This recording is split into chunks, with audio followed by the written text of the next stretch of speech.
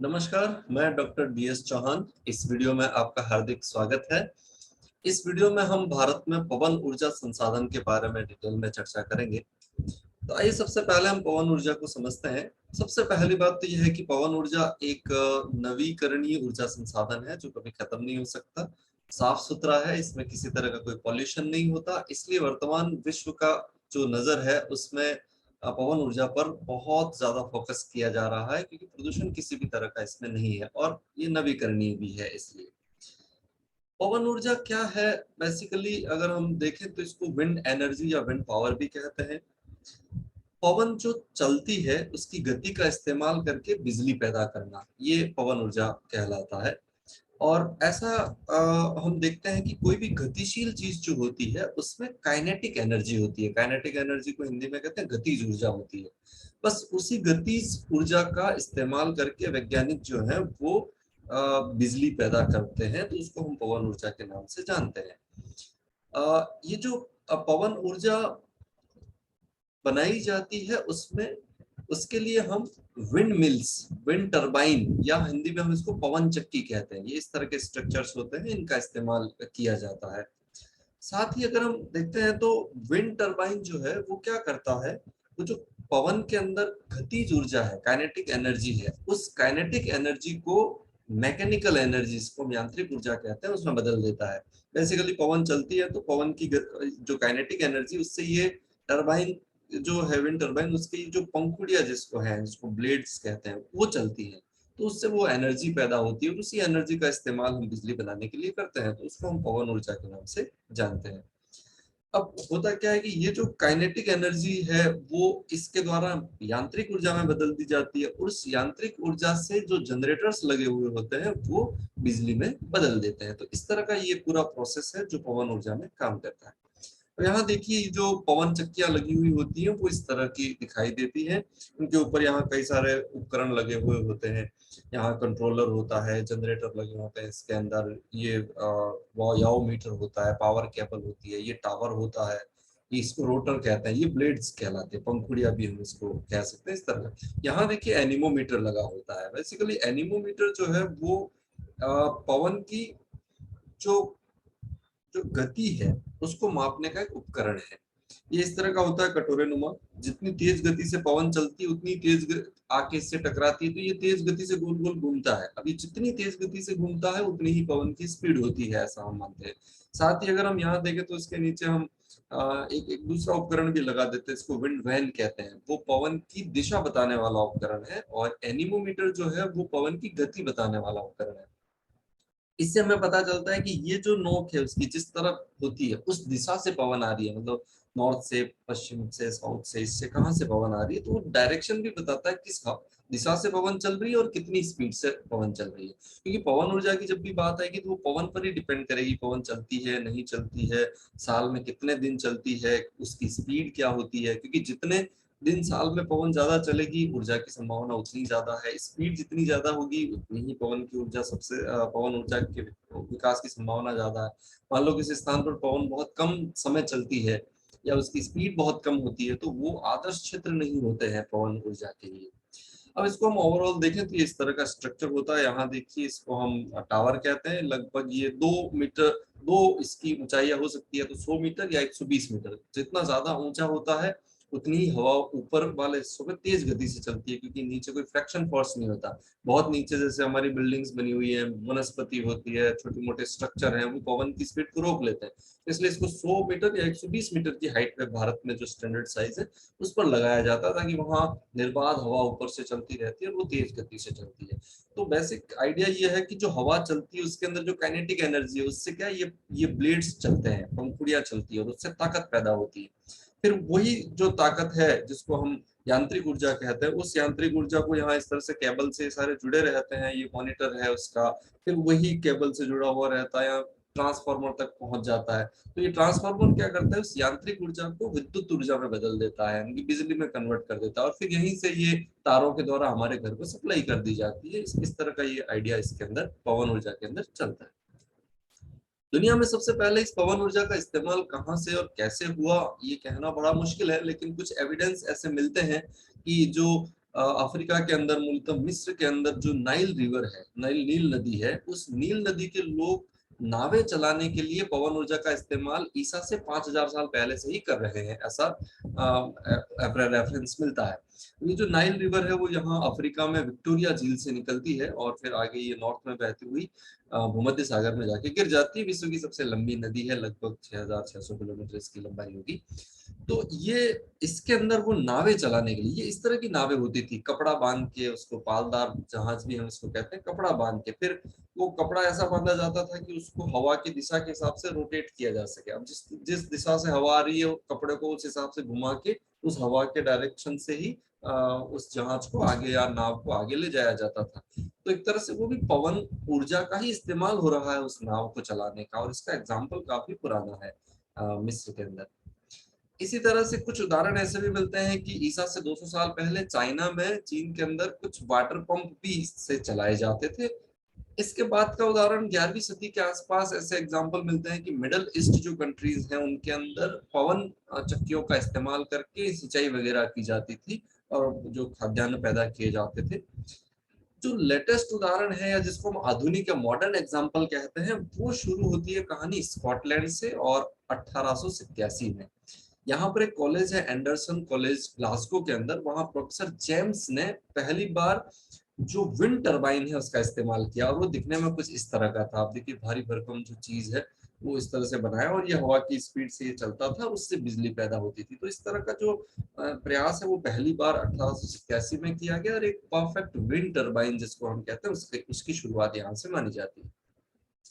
इसके बाद डच लोगों ने इसमें थोड़ा मॉडिफिकेशन करके इस तरह का लाया। अब आज में अगर आप देखोगे तो आज के जो विंड मिल के ब्लेड है वो इस तरह के ही है।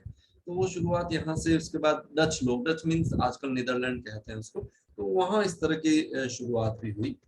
उसके बाद अगर हम देखें तो 18वीं सदी के अंतिम दशक में और 19वीं सदी के शुरुआती जो दशक था उसके अंदर ये विंड टरबाइन का बहुत ज्यादा इस्तेमाल होने लग गया, और फिर ये तो बहुत सारे देशों में प्रचार इसका हो गया कि ये अच्छी एनर्जी है, प्रदूषण नहीं है और रिन्यूएबल भी है। तो ऐसे में फिर बहुत सारे देश इसका इस्तेमाल करने लग गए, और वर्तमान सिनारियो तो ये है कि 2020 के आंकड़ों पर अगर हम ध्यान दें तो दुनिया के 129 देशों में पवन ऊर्जा उत्पादित की जा रही है, और लगभग हम कह सकते हैं 1600 बिलियन किलोवाट पवन ऊर्जा का उत्पादन दुनिया भर में हो रहा है।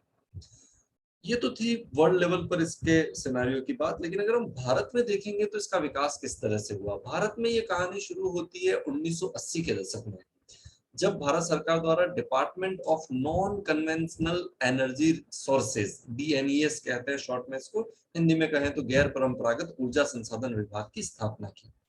इसके बाद 1986 के अंदर पहला विंड फार्म स्थापित किया गया भारत के तटवर्ती राज्यों में, और इसलिए 3 राज्य थे जिसमें महाराष्ट्र, गुजरात और तमिलनाडु, और इसकी जो कैपेसिटी थी उस समय वो 55 किलोवाट की थी इन तीनों राज्यों में मिलाकर। ये 86 की बात है। ये इसका प्रयास जो नजर आता है गैर परंपरागत ऊर्जा संसाधन विभाग का, उसका प्रयास यहाँ पे नजर आता है। उसके बाद 1992 में DNES को बदल दिया गया, किसमें, ministry of non conventional energy sources, MNES में, हिंदी में कहें तो गैर परंपरागत ऊर्जा संसाधन मंत्रालय में इसको बदल दिया। उसके बाद 2006 में इसको वापस से नया नाम दे दिया गया और एक मिनिस्ट्री में बदल दिया गया। अब इसको जाना जाता है ministry of new and renewable energy, MNRE, नवीन और नवीकरणीय ऊर्जा मंत्रालय। उसके बाद के विकास पर हम बात करें तो 2009 के अंदर भारतीय रेलवे ने पहली बार एक विंड मिल लगाई। ठीक है, रेलवे द्वारा लगाई गई पहली विंड मिल ये थी जो 10.5 मेगावाट की थी। इसको कहाँ लगाया गया, तिरुनलवेली में, तमिलनाडु के अंदर ये एक जगह है तिरुनलवेली, और यहाँ ये विंड मिल लगा करके इसका इस्तेमाल किया। तमिलनाडु के चेन्नई में इंटीग्रल कोच फैक्ट्री है, जो रेलवे के कोच होते हैं उसको बनाने की ये फैक्ट्री है, तो वहां उसको सप्लाई किया गया। ये इंडियन रेलवे द्वारा किया गया पहला प्रयास था। उसके बाद कई और सारे प्रोजेक्ट इंडियन रेलवे ने इस पर चलाए हैं। उसके बाद अगर हम आगे का विकास भारत में देखें तो national offshore wind policy, wind energy policy बनाई, हिंदी में कहें तो राष्ट्रीय अपतटीय पवन ऊर्जा नीति 2015 में ये बनाई गई। अब इस नीति के बनाने के बाद हम देखें तो भारत के अंदर बहुत ज्यादा इसकी संभावना है। अपतटीय का मतलब होता है तट के बिल्कुल पास में, है ना। तो इसका मतलब यह है कि भारत की जो कोस्ट लाइन है वो हम जानते हैं कि 7,516 किलोमीटर लंबी है जो तट लाइन है। और तटवर्ती क्षेत्रों में क्या होता है, समुद्र की तरफ से तेज गति से हवाएं आती है, तो उन तेज गति से आने वाली हवाओं का इस्तेमाल करके बिजली पैदा करना बहुत आसान है। और वहां हवाएं लगभग साल भर भी चलती हैं, और विशेष तौर पर मानसून के जो समय होते हैं उसको तो बहुत तेज गति से भी चलती है। तो उस एनर्जी का इस्तेमाल करने के लिए ये नीति बनाई गई, और भारत में इसकी बहुत ज्यादा पॉसिबिलिटी है, विशेष तौर पर इस तट पर तो बहुत ज्यादा संभावनाएं नजर आती है। अब आप देखिए 1998 में क्या होता है, national institute of wind energy बनाया जाता है, NIWE। इसका मुख्यालय चेन्नई में है, राष्ट्रीय पवन ऊर्जा संस्थान कहते हैं इसको।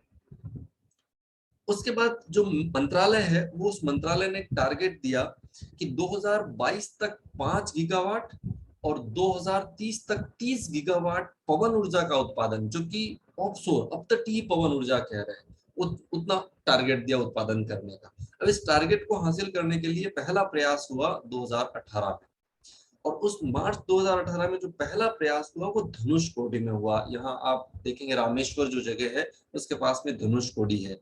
यहाँ हम श्रीलंका और भारत के बीच में कहते हैं पाक जलडमरू मध्य, बिल्कुल उसके पास में ये धनुषकोडी जगह। यहाँ पर ये पहला ऑफशोर विंड टर्बाइन जो है वो स्थापित किया गया। ये अरिचा मुनई जगह है धनुषकोडी के पास, पर्टिकुलर वो जगह का नाम अरिचा मुनई है धनुषकोडी के पास में। तो वहां ये पहला प्रयास ऑफशोर ना इस्तेमाल किया बिजली बनाने के लिए पवन ऊर्जा से। तो ये भारत का अंदर, और उसके बाद फिर कई सारी जगहों पर इस तरह के प्रयास शुरू हो गए। ऑफशोर का मतलब क्या होता है, देखिए ये बिल्कुल समुद्र है, समुद्र के बिल्कुल पास में, क्योंकि ये जमीन वैसे भी खाली पड़ी रहती है।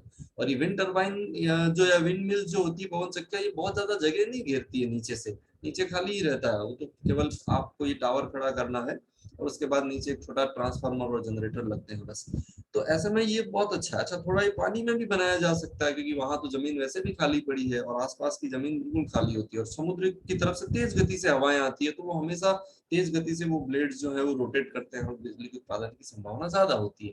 इसलिए भारत में अपतटीय जो पवन ऊर्जा है उसका इस्तेमाल बहुत ज्यादा किया जा सकता है। इसलिए तो सरकार ने नीति बनाई है 2015 में, और उसके ऊपर अभी सरकार बहुत बहुत इंटेंसिव वे में काम कर रही है। अब हम देखते हैं भारत के अंदर सबसे ज्यादा पवन ऊर्जा की संभावना वाले स्टेट कौन कौन से हैं। भारत के अंदर 7 राज्यों को विंडी स्टेट कहा जाता है, जिसमें पवनें बहुत तेज गति से और साल में ज्यादा समय तक चलती हैं। और उसमें जो स्टेट है उसमें गुजरात, राजस्थान, महाराष्ट्र, तमिलनाडु, मध्य प्रदेश, कर्नाटक, आंध्र प्रदेश, ये स्टेट है। अब इनको देखोगे तो ज्यादातर ये इसी भाग में है। यहाँ पर आप देखिए, अगर हम इस पूरे एरिया को आइडेंटिफाई करने की कोशिश करें तो ये है, और इधर से जो पवन चलती है अरब सागर की तरफ से वो सारी। फिर प्लस क्या है, थोड़े हाइट पर है, पठारी क्षेत्र है, ऊंचा वाला क्षेत्र है। यहाँ पर भी हम देखेंगे ये थार का डेजर्ट भी बिल्कुल प्लेन एरिया है। तो जो प्लेन एरिया होते हैं, थोड़े ऊंचे एरिया होते हैं, समुद्र के तट के पास में होते हैं, उनमें हवाओं के आने का जो दौर है वो साल भर जारी रहता है और तेज गति से हवाएं चलती है, इसलिए इनको विंडी स्टेट कहा जाता है। अब देखिए, मैंने आपको पहले भी कहा था कि ये जो विंड टर्बाइन लगाए जाते हैं उनकी 2 हाइट है आदर्श भारत में, 100 मीटर और 120 मीटर। अब 100 मीटर वाले जो जो हाइट है उस पर अगर हम ये विंड मिल्स लगाएं तो किस राज्य में कितनी संभावना है, ये इसके सामने लिस्ट बनी हुई है। जैसे गुजरात के अंदर 100 मीटर की हाइट पे लगभग 84 गीगावाट बिजली पैदा की जा सकती है, उतनी संभावना है। 120 मीटर की हाइट पर अगर हम लगाएं तो लगभग 142 गीगावाट बिजली पैदा की जा सकती है, इतनी संभावना है। बाकी स्टेट्स की स्थिति भी आप देख सकते हैं इसी तरह से। तो इन सारे राज्यों में बहुत ज्यादा पॉसिबिलिटी है। अगर हम ओवरऑल देखें तो भारत के अंदर 100 मीटर की हाइट पर 300 लगभग 300 गीगावाट बिजली पैदा की जा सकती है, और 120 मीटर की हाइट पर लगभग 700 गीगावाट बिजली पैदा की जा सकती है। ये सारे संभावना वाले जो स्टेट्स है वो यहाँ पर है, और इनका एरिया जो है वो ये इस तरह। अब हम उत्पादन की बात कर लेते हैं। मार्च 2021 में भारत सरकार के जो आंकड़े हैं उसके हिसाब से हम नजर डालें तो तमिलनाडु भारत का वर्तमान में सबसे बड़ा स्टेट है, जो 9,608 मेगावाट पवन ऊर्जा का उत्पादन कर रहा है। दूसरे नंबर पर 8,562 मेगावाट गुजरात है। तीसरे नंबर पर महाराष्ट्र है 5,000 मेगावाट। उसके बाद चौथा नंबर कर्नाटक का है 4,939 मेगावाट। उसके बाद पांचवा नंबर राजस्थान का है 4,327 मेगावाट। उसके बाद आंध्र प्रदेश 4,097 मेगावाट। उसके बाद में मध्य प्रदेश 2,520 मेगावाट। फिर तेलंगाना, हालांकि अभी अभी इसने काम शुरू किया है, लक्षद्वीप में भी कुछ बिजली पैदा की जा सकती है। इस तरह से देखिए ये पूरा जो एरिया है भारत का, ये सबसे इंपॉर्टेंट एरिया है पवन ऊर्जा के विकास के लिए। अब वर्ल्ड लेवल पर हम देखें तो भारत चौथा, विश्व का चौथा हाईएस्ट विंड इंस्टॉल कैपेसिटी वाला देश है। यहाँ पर चौथा नंबर है इसका दुनिया में। Total capacity first number China का है। टोटल इंस्टॉल कैपेसिटी भारत की जो है मार्च 2022 के आंकड़ों के हिसाब से वो 40,358 मेगावाट की है वर्तमान में। और देश में जितनी बिजली वर्तमान में इस्तेमाल की जा रही है उसका 10.2% हिस्सा पवन ऊर्जा से आ रहा है, वर्तमान की बात है ये। और ये हमने पहले देखा है 1998 में national institute of wind energy स्थापित किया, जिसका मुख्यालय चेन्नई के अंदर है। ये इस तरह की संस्था है, आप देख सकते हैं। अब इस संस्था ने क्या किया है, भारत के अंदर 800 विंड मॉनिटरिंग स्टेशन लगाए हैं, पवन निगरानी स्टेशन हम इसको कह सकते हैं, क्योंकि ये इसका काम यह है कि भारत में पवन ऊर्जा की संभावना कहाँ कहाँ है इसका पता लगाए। तो इसने 800 भारत में ऐसे स्टेशन बना दिए जिसपे वो मॉनिटर करती है कि उस जगह पर कितनी स्पीड से हवाएं चलती है, साल में कितने समय तक चलती है, कितनी बिजली की संभावना वहां पर है। ये 800 मॉनिटर स्टेशन लगाकर इसने पूरा आकलन किया। और अब इसका आकलन क्या है, इसका असेसमेंट क्या है, देखिए उसने कहा कि अगर हम भारत में 100 मीटर की हाइट की बात करें तो लगभग 300 गीगावाट बिजली पैदा कर सकते हैं, और 120 मीटर की हाइट की बात करें तो लगभग 700 गीगावाट बिजली पैदा की जा सकती है। ठीक है, लेकिन अभी हमारा कैपेसिटी केवल कितनी है, 40,358 मेगावाट की ही है, जबकि हम पैदा कर सकते हैं, दोनों को अगर हम मिला दें तो लगभग 1000 गीगावाट बिजली है। तो ये इस संस्था की देन है कि इसने ये बताया हमें कि भारत में इतनी बिजली पैदा की जा सकती है पवन ऊर्जा से, जो कि बहुत बड़ी एनर्जी सोर्स है। हम वर्ल्ड लेवल पर अगर हम बात करें तो देखिए चाइना में सबसे ज्यादा अभी जल विद्युत पवन विद्युत ऊर्जा का उत्पादन हो रहा है। भारत भी उसमें यहाँ पर है। यूरोप के इन क्षेत्रों में भी काफी इसका विकास हुआ है पवन ऊर्जा का, क्योंकि यहाँ पर भी कोस्टल एरिया है और तटीय क्षेत्रों में इसकी संभावना ज्यादा रहती है। नॉर्थ अमेरिका में यूएसए जो है उसने इसका काफी इस्तेमाल किया है, कनाडा में भी बहुत ज्यादा नहीं हुआ है। इसी तरह से ब्राजील में भी इसका इस्तेमाल करने की कोशिश की जा रही है, पर बहुत ज्यादा इधर नहीं है। साउथ के जो हेमिस्फीयर है उसमें बहुत ज्यादा विकास नहीं देखा जाता है इस मामले में। लेकिन ओवरऑल अगर कॉन्टिनेंट के हिसाब से देखें तो एशिया में सबसे ज्यादा विकास उसका हुआ है। दो बड़े देश यही है, या तो चाइना और फिर भारत। रशिया में बहुत ज्यादा पॉसिबिलिटी नहीं है इस चीज की, बहुत ठंड पड़ती है वहां पे। यूरोप में आप देख सकते हैं सेकंड ऐसा कॉन्टिनेंट है जहां पर इसका विकास हुआ है। देन नॉर्थ अमेरिका में, दक्षिण वालों महाद्वीपों में ज्यादा विकास इसका नहीं हुआ है। अब हम फटाफट कुछ क्वेश्चन देख लेते हैं जो इससे जुड़े हुए हैं। सबसे पहला, MNRE का पूरा नाम क्या है? नवीन और नवीकरणीय ऊर्जा मंत्रालय की स्थापना किस वर्ष की गई थी? भारतीय रेलवे ने 2009 में प्रथम पवन मील परियोजना की स्थापना कहाँ की? राष्ट्रीय अपतटीय पवन ऊर्जा नीति की घोषणा किस वर्ष की? सन 2018 में भारत के प्रथम अपतटीय पवन टरबाइन कहाँ स्थापित करने की घोषणा की गई? भारत में सर्वाधिक पवन ऊर्जा विकास की संभाव्यता किस राज्य में है? सन 2021 के आंकड़ों के अनुसार भारत के किस राज्य में सर्वाधिक पवन ऊर्जा का उत्पादन होता है? पवन ऊर्जा उत्पादन में भारत का विश्व में कौन सा स्थान है? NIWE का पूरा नाम क्या है? तो आप इन प्रश्नों के उत्तर दीजिए। अगर आपको कोई प्रश्न का उत्तर नहीं मिल रहा है तो इस वीडियो को एक बार फिर से देखिए। आपने मेरा ये वीडियो देखा उसके लिए आपका बहुत बहुत शुक्रिया। अगले वीडियो में हम और मिलेंगे, तब तक के लिए आप अपने आसपास पानी और पेड़ों की रक्षा कीजिए। अगर आपको ये वीडियो अच्छा लगा हो तो आप अपने दोस्तों के साथ शेयर कर सकते हैं। Thank you so much.